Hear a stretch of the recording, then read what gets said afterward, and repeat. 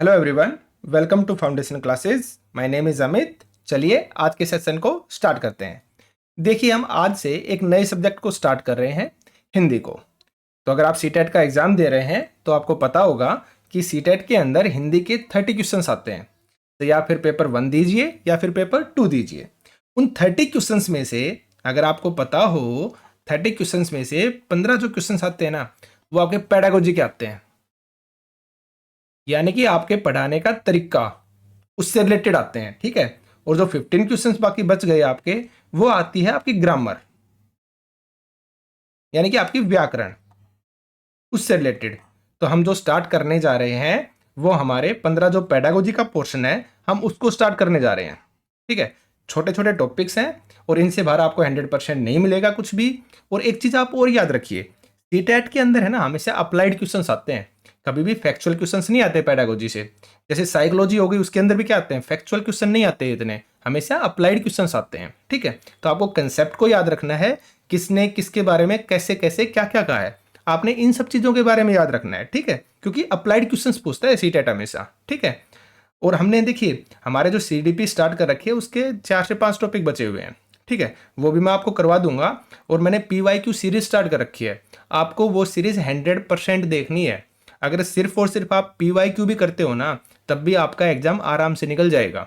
समझ रहे हो ना आप? तो आपको अच्छे से उन क्लासेस को लेना है, अच्छे से तैयारी कीजिए, बिल्कुल भी डरने की जरूरत नहीं है। ठीक है। और जो मैं आपको कराऊंगा उससे बाहर आपको कुछ भी नहीं मिलेगा। ठीक है। तो चलिए आज के सेशन को स्टार्ट करते हैं। ये हमारी फर्स्ट क्लास है, हिंदी पेडागोजी की फर्स्ट क्लास है, जिसके अंदर हम पढ़ेंगे भाषा के बारे में कि भाषा क्या है, भाषा की क्या प्रकृति होती है, संप्रेषण के बारे में, और सीखने में भाषा का क्या योगदान है, या फिर किन किन वैज्ञानिकों ने भाषा के बारे में क्या क्या कहा है, हम उन चीजों के बारे में पढ़ेंगे। ठीक है। तो चलिए स्टार्ट करते हैं। सबसे पहले है भाषा क्या है, यानी कि जो भाषा है, जो लैंग्वेज है, वो है क्या। देखिए, भाषा शब्द संस्कृति के या संस्कृत के भाष धातु से बना है, और जिसका हर अर्थ क्या होता है, बोलना, यानी कि कहना। अर्थात भाषा वह है जिसे बोला जाए। ठीक है। समझ गए आप?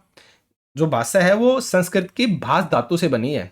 ठीक है। और जिसका अर्थ क्या होता है, भाष का अर्थ क्या होता है, बोलना या कहना। आगे चलिए, भाषा क्या है? भाषा एक संप्रेषण का माध्यम है। अब संप्रेषण क्या होता है? संप्रेषण का मतलब होता है एक दूसरे से अपने विचारों को क्या करना, आदान प्रदान करना, बातचीत करना। ठीक है। तो भाषा क्या है, संप्रेषण का एक माध्यम है। संप्रेषण का एक्चुअल मतलब होता है कम्युनिकेशन। अगर आप इंग्लिश में बोलते हैं ना, इसको बोलते हैं हम कम्युनिकेशन, यानी कि एक दूसरे से आप क्या कर रहे हो, कम्युनिकेट कर रहे हो। कैसे करके? एक दूसरे से बातचीत करके। ठीक है ना। तो देखो, हिंदी और इंग्लिश में यही फर्क है। आप कम्युनिकेशन से इजीली समझ गए होगे, लेकिन संप्रेषण से आप क्या होगे, कहीं ना कहीं कंफ्यूज होंगे। ठीक है। तो मैं कहीं ना कहीं इंग्लिश वर्ड का भी यूज कर रहा हूं, क्योंकि उन चीजों का मतलब आपको पता हो। समझ रहे हो ना आप? तो देखिए, भाषा क्या है, संप्रेषण का एक माध्यम है, यानी कि भाषा के द्वारा हम एक दूसरे से अपने विचार साझा करते हैं, एक दूसरे की भावनाओं को समझते हैं। ठीक है। हिंदी है, आप कुछ भी ऐड कर सकते हैं। समझ रहे हो ना आप? तो संप्रेषण का मतलब क्या हो गया, कम्युनिकेशन। आगे देखिए, भाषा द्वारा हम अपनी बात दूसरों तक पहुंचाते हैं, और दूसरों की बातों को क्या करते हैं, हम खुद समझते हैं। सिंपल सी बात है।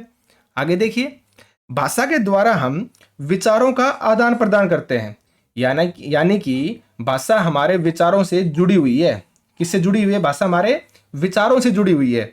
हम वह कहते हैं जो हमारे दिमाग में चल रहा होता है, या जो हम सोच रहे होते हैं। भाई यही तो है, हम जो सोचते हैं वही तो हम बोलते हैं ना।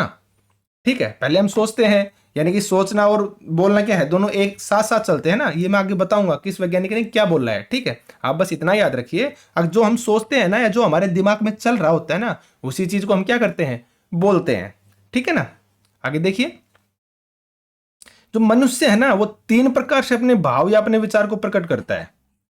कितने टाइप से? 3 टाइप से। आपको पता होगा, मौखिक यानी कि बोलकर, जिसको हम ओरल भी बोलते हैं। ठीक है ना। सेकंड क्या है, लिखित यानी कि लिखकर, रिटर्न फॉर्म के अंदर। ठीक है। और लास्ट है हमारा 3rd नंबर पे सांकेतिक यानी साइन। ठीक है, इशारों के अंदर, आपके गेस्चर से। ठीक है। आप इन चीजों को याद रखना। ठीक है। अब देखिए, क्वेश्चन कई बार पूछ लिया जाता है कि जो भाषा का प्राथमिक रूप है ना, वो क्या है। प्राथमिक रूप होता है भाषा का ओरल, यानी कि मौखिक रूप।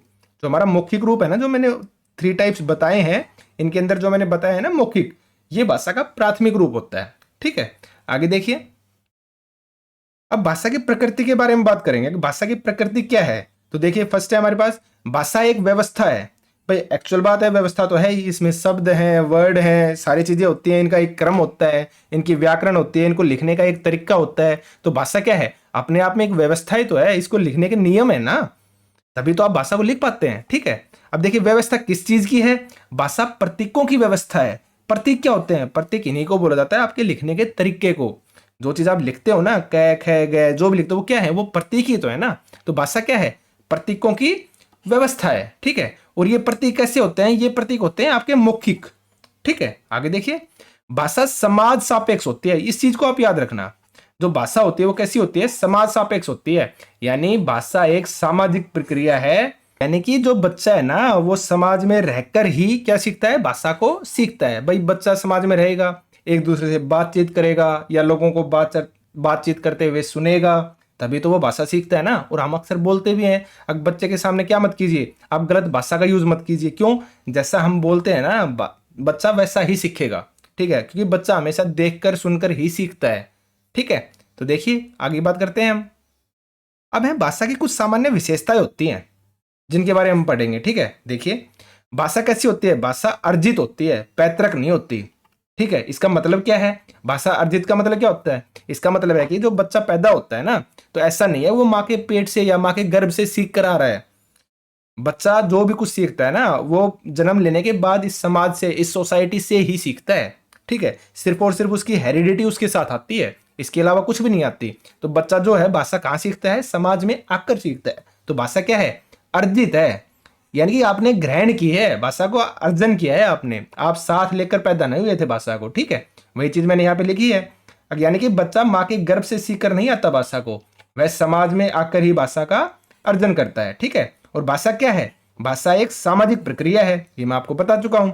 भाषा अनुकरण जन्य प्रक्रिया है। अनुकरण जन्य का मतलब होता है अनुकरण करना, यानी कि इमिटेशन करना। और इमिटेशन का मतलब क्या होता है, एक तरह से नकल। यानी कि जो भाषा है ना वो नकल करके सीखी जाती है, अनुकरण करके सीखी जाती है।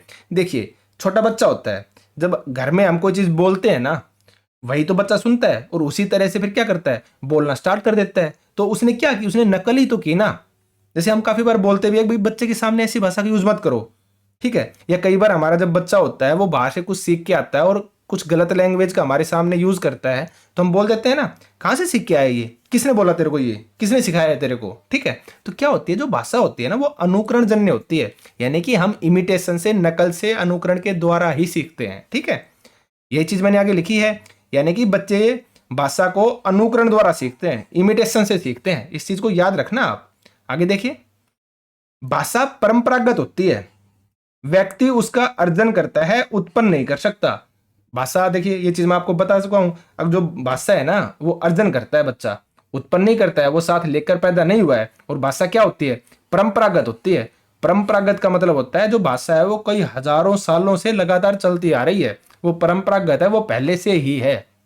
सिर्फ और सिर्फ जो व्यक्ति होता है ना उसका अर्जन करता है, उसे बनाता नहीं है या उसका उत्पन्न नहीं करता है। ठीक है, आगे देखिए, भाषा सतत परिवर्तनशील प्रक्रिया है। देखिए ये चीज तो हम बोलते हैं ना, जैसे ही एक स्टेट बदला, जैसे ही हम एक सीमा हमने क्रॉस की, भाषा बदल जाती है, लोग बदल जाते हैं, उनका रहन सहन बदल जाता है। तो इसी तरह बोला गया है जो भाषा होती है ना वो परिवर्तनशील होती है। ठीक है, आगे देखिए, हर भाषा की संरचना दूसरी भाषा से भिन्न होती है।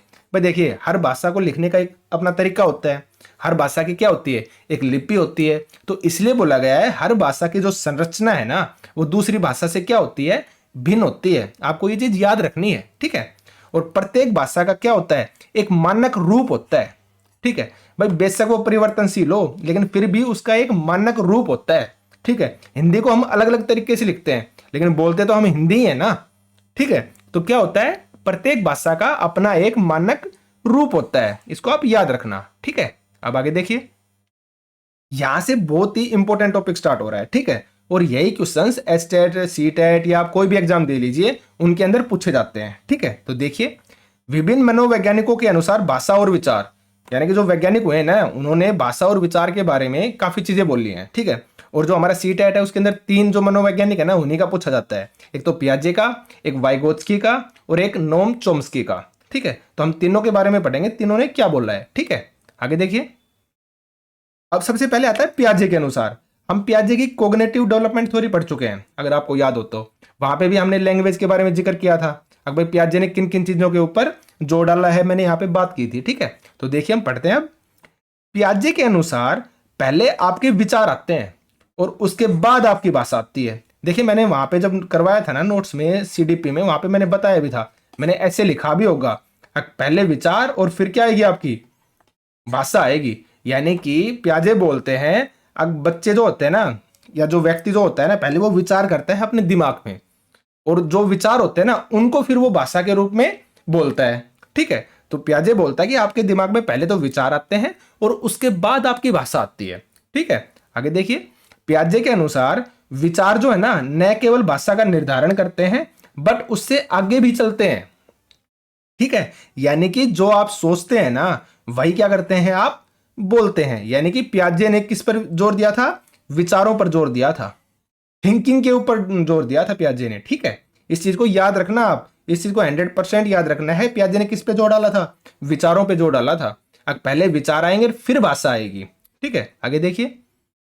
पियाजे के अनुसार भाषा गतिविधियों यानी एक्टिविटीज से सीखी जाती है, जो बच्चा अपने आसपास करता रहता है। ठीक है, नॉर्मल सी लैंग्वेज है। अब जो बच्चा है वो कैसे सीखता है, गतिविधियों से सीखता है, अपने आसपास के लोगों से सुनता है तब वो सीख लेता है। ठीक है, आगे देखिए, ये मोस्ट इंपॉर्टेंट है। पियाजे ने क्या दिया था, पियाजे ने दिया था हैम केंद्रित वाक, यानी कि ईगोसेंट्रिक स्पीच। तो वहां पे आपसे पूछेगा क्वेश्चन के अंदर, ऑप्शंस के अंदर आपको मिलेगा जो हैम केंद्रित वाक है यानी कि ईगोसेंट्रिक स्पीच है, ये वर्ड किसने दिया था। हिंदी में है तो हिंदी में आपको ये लिखा मिलेगा हैम केंद्रित वाक। ठीक है, जिसको इंग्लिश में बोलते हैं ईगोसेंट्रिक स्पीच। ठीक है, ये किसने दिया था, पियाजे ने दिया था। और इन्होंने क्या बोला था, इनका मानना था कि इसमें बच्चा क्या करता है, खुद से ही बात करता रहता है, और जिसको पियाजे ने क्या बताया, व्यर्थ बताया है। क्योंकि भाषा क्या होती है, विचारों के आदान प्रदान के लिए प्रयोग होती है, लेकिन बच्चा क्या कर रहा है, सिर्फ और सिर्फ खुद से ही बात कर रहा है, और खुद से बात कर रहा है तो वो कुछ सीखेगा कैसे। तो इसलिए पियाजे बोलते हैं जो हैम केंद्रित वाक है ना वो व्यर्थ है, वो बच्चे के किसी काम की नहीं है। ठीक है, वो चाहे वो उसको बोल ले या ना बोल ले। ठीक है, तो देखिए आगे। पियाजे के अनुसार इगोसेंट्रिक स्पीच यानी कि हैम केंद्रित वाक का भाषा के विकास में कोई योगदान नहीं होता। ये चीज मैंने आपको यहीं पे बता दी है। ठीक है, आगे देखिए। इन्होंने भाषा के बारे में सिर्फ इतना ही बोला था। ठीक है, हम भाषा पढ़ रहे हैं ना, थ्योरी नहीं पढ़ रहे हैं, तो जितना भाषा के बारे में बताया है सिर्फ उतनी ही बात करेंगे। ठीक है, आगे देखिए। उसके बाद आता है वाइगोत्स्की। तो वाइगोत्स्की के अनुसार भाषा के बारे में क्या कहा गया है, तो देखिए आपको याद होगा जो हमने वाइगोत्स्की की थ्योरी की थी, सोशियो कल्चरल थ्योरी, उसके अंदर मैंने आपको बताया था। अब वाइगोत्स्की ने किसके ऊपर जोर दिया था, समाज के ऊपर, संस्कृति के ऊपर और भाषा के ऊपर। इन तीन चीजों के बारे में वाइगोत्स्की ने सबसे ज्यादा बात की थी। ठीक है, आपकी सोसाइटी, कल्चर और लैंग्वेज के बारे में। ठीक है, मैंने वहां पे बताया था ये चीज अच्छे से। आगे देखिए। वाइगोत्स्की ने अपनी थ्योरी में समाज, संस्कृति और भाषा को महत्वपूर्ण मानना है, बता चुका हूं मैं आप। वाइगोत्स्की के अनुसार भाषा सामाजिक सांस्कृतिक परिवेश से सीखी जाती है, यानी कि हम अपने आसपास के लोगों से सीखते हैं। बच्चे एक दूसरे से बात करते हैं, लोगों की बातों को सुनते हैं और उनसे क्या करते हैं, सीखते हैं। और ये भी यही बोल रहे हैं जो भाषा है ना वो कैसे सीखी जाती है, अनुकरण के द्वारा ही सीखी जाती है। ठीक है, कैसे सीखी जाती है, अनुकरण के द्वारा सीखी जाती है। आगे देखिए। वाइगोत्स्की कहते हैं कि बच्चे पहले अपने समाज से, अपनी संस्कृति से, अपनी भाषा के द्वारा सीखते हैं और उससे क्या होता है, उनका विकास होता है। ये चीज मैंने आपको थ्योरी में भी बताई थी। तो वाइगोत्स्की ने स्पेशली किस बात पर जोर दिया है, अगर जो भाषा है ना वो जो बच्चा समाज से सीखता है, अपनी संस्कृति से सीखता है, ठीक है ना, सामाजिक सांस्कृतिक परिवेश से सीखता है। और मैंने आपको ट्रिक भी बताई थी, अब जब भी समाज या संस्कृति की बात आ जाए तो आप बिना सोचे समझे वाइगोत्स्की को टिक कर देना। ठीक है, आगे देखिए। अब इन्होंने स्पेशली क्या बोला है, मैंने थ्योरी में भी ये बताया था, इन्होंने बोला है वाइगोत्स्की मानते हैं कि भाषा और विचार है ना वो आगे पीछे नहीं चलते, वो साथ साथ चलते रहते हैं, यानी कि समानांतर चलते हैं।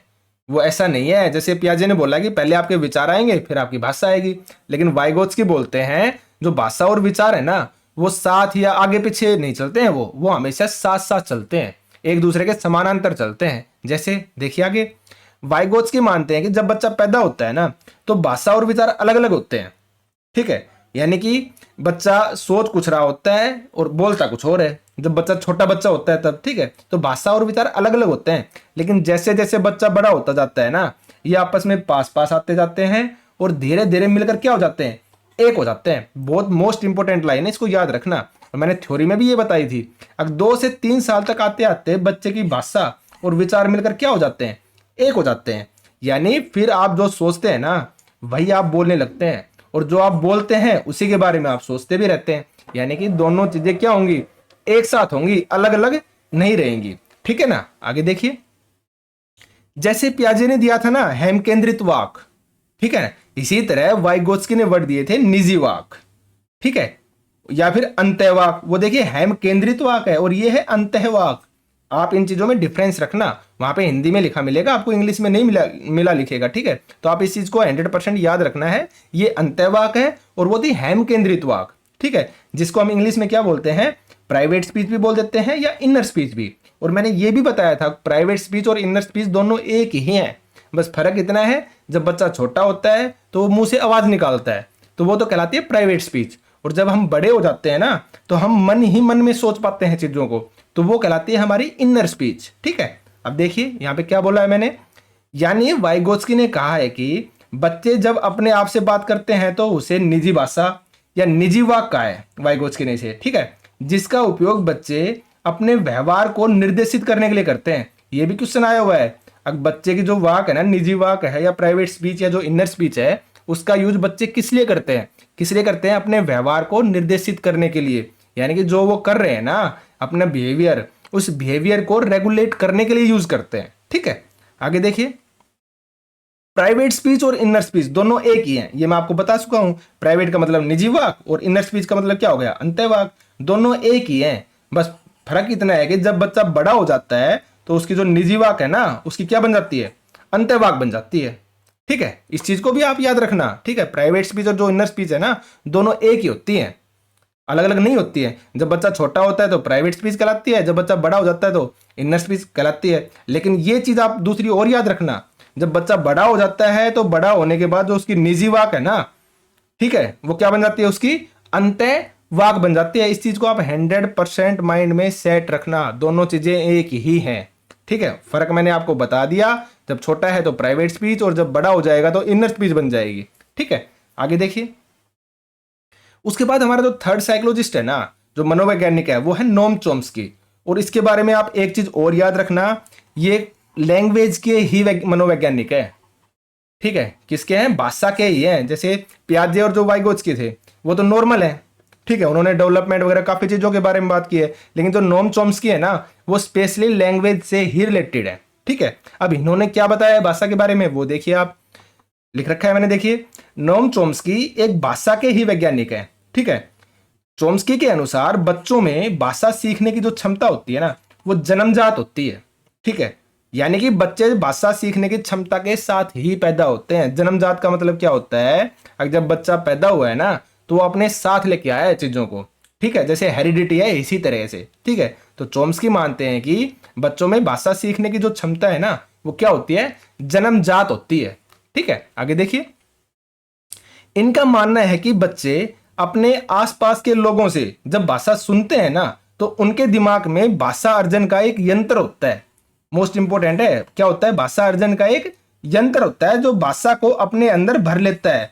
और इसे क्या कहा जाता है, अपने अंदर भाषा को भर लेता है ना, तो इस भरने को क्या बोला जाता है, इसे बोला जाता है भाषा अर्जन, सहज भाषा अर्जन, ठीक है। यानी कि जिससे क्या होता है, सहज भाषा अर्जन होता है। यानी कि बच्चा है ना उसको जबरदस्ती सीखना नहीं पड़ रहा, वो लोगों की बातें सुन रहा है और धीरे धीरे उनसे सीख रहा है, ठीक है ना, सहज भाषा अर्जन है, ठीक है। आगे देखिए, चॉम्स्की के अनुसार बच्चों के दिमाग में भाषा अर्जन का क्या होता है, एक यंत्र होता है। क्या होता है, एक यंत्र होता है।